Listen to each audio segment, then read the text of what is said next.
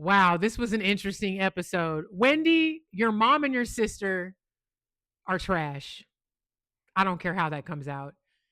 I am really starting to understand you. I cannot believe I'm slowly turning into a Wendy fan. They ain't shit. And Ashley, you, your forehead, your bunions, and your overzealous libido, please get off the show. Get off the show. Welcome to the Asia Esterak Hour, where film meets conspiracy and pop culture gets a reality check. From sharp recaps to sci-fi theories and media deep dives, Asia Esterak serves it unfiltered. Let the binge begin. All right, fix that. Welcome back to the Asia Esterak Hour. I'm Asia Esterak. Forgive me for all of this. I had 103 fever Monday, was sick as a dog. I still don't feel too great, but the show must go on. Anyway, The Real Housewives of Potomac season 10, episode 12. Let's get right to it. So we're still at this ponies and whatever party at this rec center, and we come in on Wendy going, the people said you were evicted, talking about Angel. So Angel does this whole backpedal pussy pop. Shout out to James Caldwell and Funky Dineva, because that is definitely not mine. Actually, no, that's Alexander Rogers. Shout out to Alexander Rogers. Anyway, so she's talking about this whole Airbnb. I don't care. I don't care. It's pretty obvious that you got that shit because you were trying to be on the show. Ashley says something about that. She vehemently denies it. But girl, we've been watching reality. I've been watching reality TV for over 20 years. You moved to that house to be on the show. Who cares? Whatever. And then you buy the bitch if you stay. We know how it goes. Anyway, so Charisse shows up, right? First of all, I love Charisse. What was she wearing? She was wearing like this weird, like teddy negligee shit with like a jean jacket. First of all, Charisse is a very pretty woman, but you have the worst fashion and the worst wigs. You got all that money. Girl, get some better wig. You need a new style of wig. The share part down the middle with no volume is not working. You need volume. Charisse, you have a great face. So everything about you should be just as great. I noticed that. It was funny. Stacey was like, what is she wearing? But anyway, so Charisse's son shows up. I forget his name. He's 27, and I believe he's a model, I think. I don't know. Maybe I'm getting him confused with somebody else. Good looking guy. So in this scene, we find out that something went down with Ashley and Charisse's son. So they flash back to a few days before, where her and Giselle and Charisse were having lunch. And this is where Ashley decides to tell Charisse about some event where he took her home because she was drinking too much, and he walked her in and they ended up kissing. But the way she tells the story, she says that Charisse's son pulled her to him and kissed her. Yeah, fucking right. Yeah, fucking right. Ashley, we know you will not turn down a drink, and we know how you gets down. Okay? I don't believe he pulled you towards him. I think you pulled him towards him. The bigger thing, though, and there's nothing wrong with being a cougar. I'm 44. I've cougared. I'll probably cougar again. I mean, it is what it is. Cougaring is cougaring. But for you to sit on national TV in front of a camera and tell your friend, hey, I made out with your son, and then put in a quib later talking about, so you're cool if it went beyond kissing. Girl, grow up. I'm so sick of her. Like, my mom and I had a discussion about her today on the phone. My mom was like, well, I don't mind her. I mind her. I mind Ashley. A few episodes back, I was like, I could take her or leave her. I could leave her. I don't want to take her anymore. She got to go. That was in such poor taste to me. I was like, she brings nothing to the show anymore. And she has real talk. Ashley has not had a solid storyline probably since she redid her prenup or her postnup or whatever that shit was. I'm sick of her.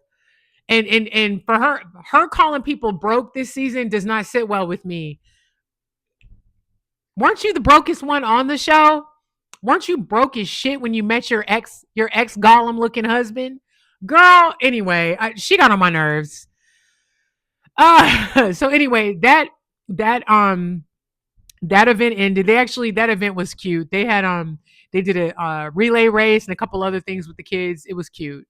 Um so after that we briefly go over to Tia's house and we meet her we talk about her we talk with her family and we talk about later on where she actually sits down and meets with her half sister who is fucking gorgeous.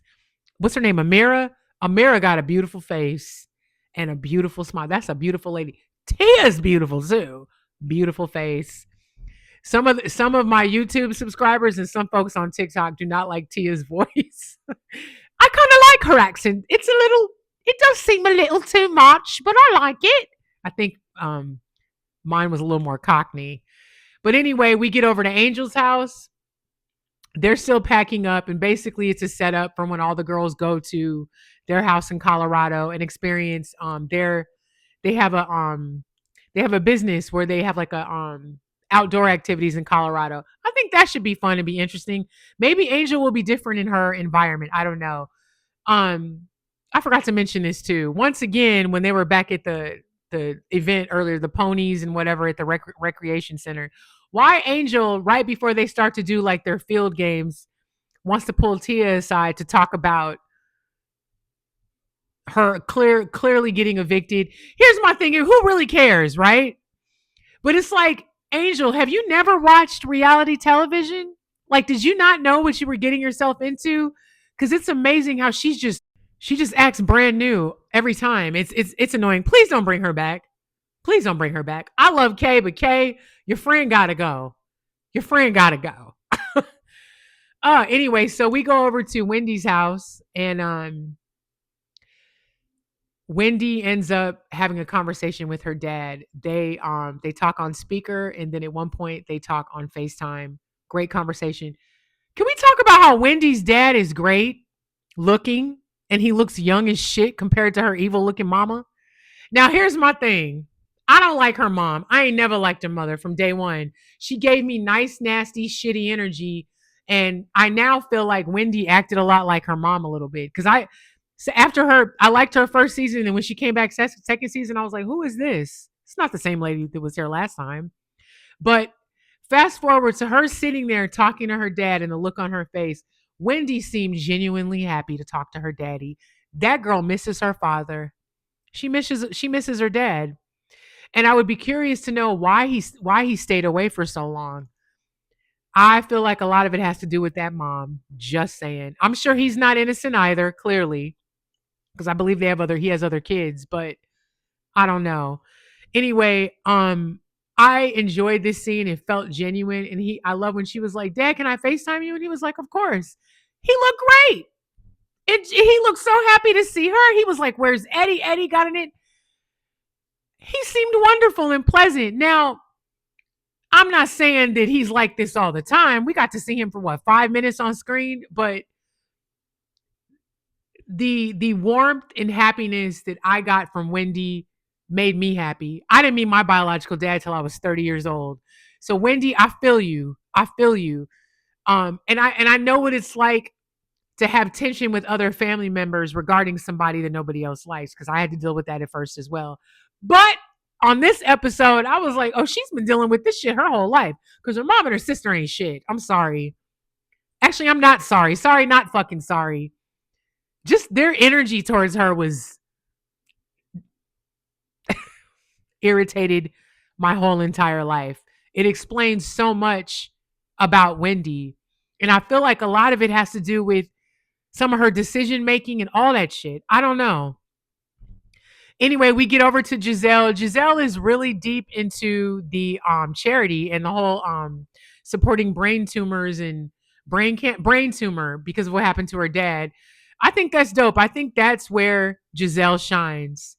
And I love that for her. I think it's crazy that all the stuff with her dad and the will is still not taken care of. That's crazy. I hope nothing like that ever comes anywhere close to me.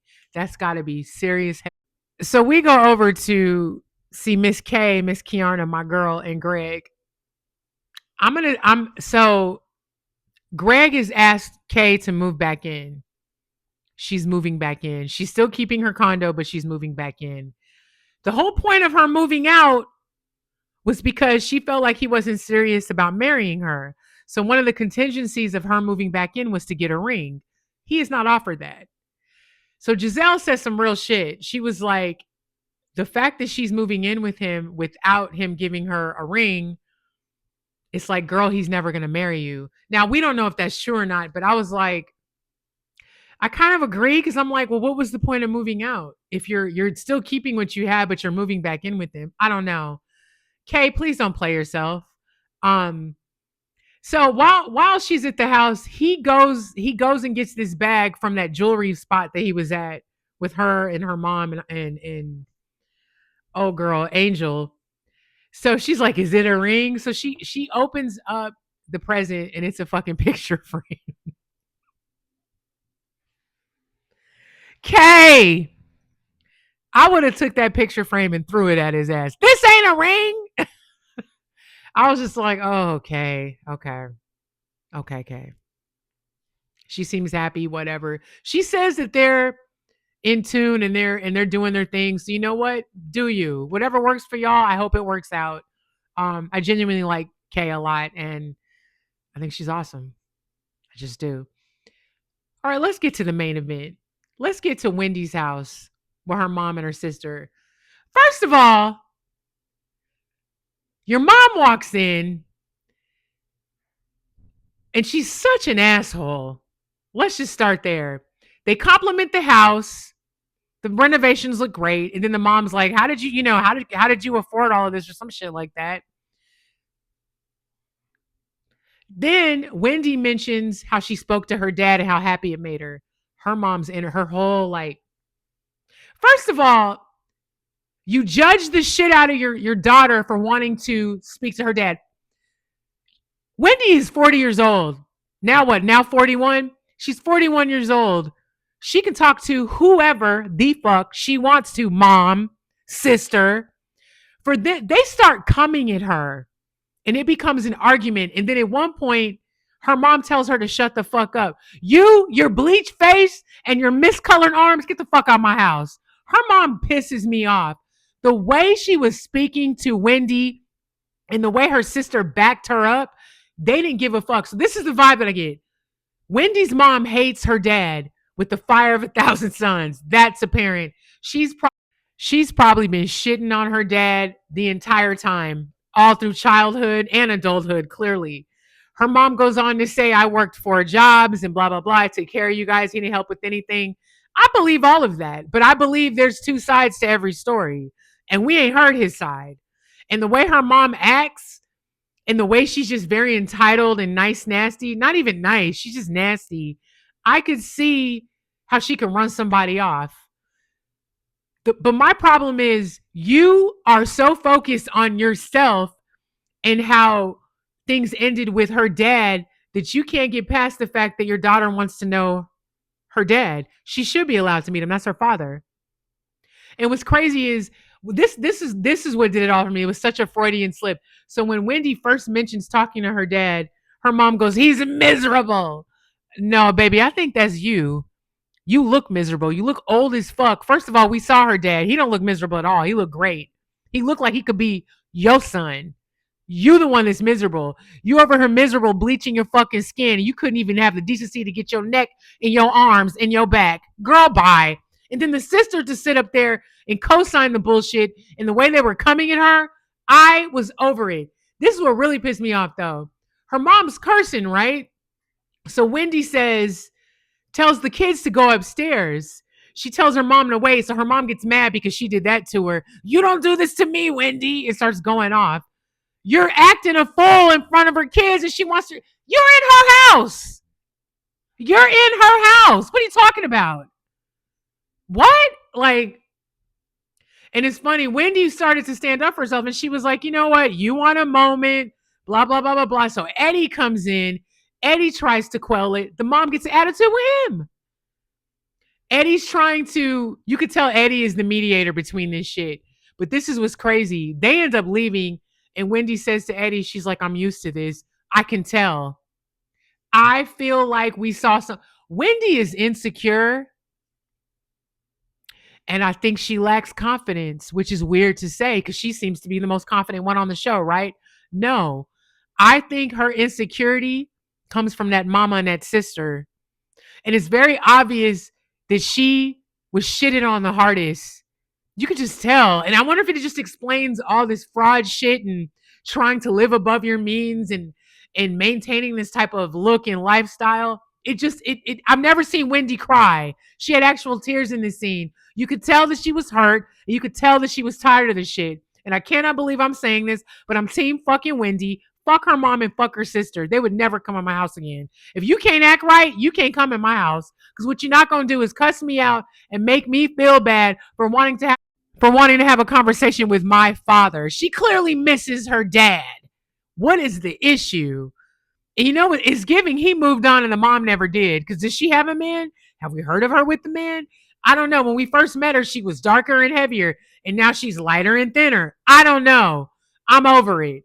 Her mom, and her sister's shitty jumpsuit can all kick rocks. Wendy, Wendy, you're a beautiful person. You fucked up with all the scam shit, and I feel for you, girl, because they gonna take your ass. They gonna take y'all to task on that. But I am starting to understand what you've been dealing with your whole life. Her mom talking all that good shit and doing all this shit before she walked out the house, and Wendy's in the other room. That shit pissed me off. Oh my god. Anyway, no one should have to feel that way at all. It explains a lot about Wendy. It explains so much. Anyway, this was a good episode. I can't believe my black ass is starting to like Wendy now. I've been dragging her all season, and I'm like, I feel for her. I feel like I understand what she's going through. Like she said, it's always me versus them. We can tell. And now they big mad because you on TV. And you know what? This fraud shit will pass. If Teresa Giudices's stupid ass can have it pass, you can too. You'll be all right. Anyway, good episode. Happy holidays, everybody. I know that Christmas and other stuff is going on this week. Um, Everybody have a great, happy holiday and even better New Year. And let's hope 2026 is a lot better because this year's been um a shit box if you live here in the US and you know what I'm talking about. Anyway, I'm gonna go return these videotapes.